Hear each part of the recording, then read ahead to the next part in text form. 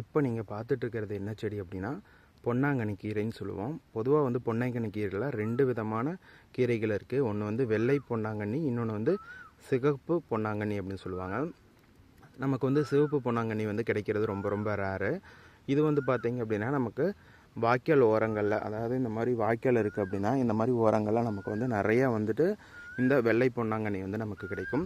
இதோட பூக்களும் பார்த்திங்க அப்படின்னா நமக்கு வந்து வெள்ளை கலரில் வந்திருக்கும். இப்போ நீங்கள் பார்க்கலாம்.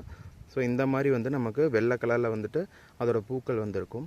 இது வந்து அதிகமாக நம்ம வந்து மருத்துவ குணங்களுக்கு எதுக்கெல்லாம் பயன்படுத்துவோம் அப்படின்னா கண் சார்ந்த பிரச்சனைகள், அதாவது விட்டமின் ஏ வந்து இதில் அதிகமாக இருக்கனால கண் சார்ந்த பிரச்சனைகளை வந்து சரி செய்கிறதுக்கு இந்த வெள்ளை பொன்னா கரிசலாங்கண்ணி வந்து நமக்கு அதிக அளவில் வந்து பயன்படும். அது மட்டும் இல்லாமல் முடி சார்ந்த பிரச்சனைகள், சரும பிரச்சனைகள் எல்லாத்துக்குமே வந்துட்டு இந்த வெள்ளை பொன்னை கரிசலாங்கண்ணி வந்து நம்ம அதிக அளவில் வந்து பயன்படுத்துவோம். ஸோ கண்டிப்பாக இந்த வீடியோ பதிவு பிடிச்சிருக்குன்னு நினைக்கிறேன். பிடிச்சிருந்ததுன்னா மறக்காமல் நம்மளோட சேனல் சப்ஸ்கிரைப்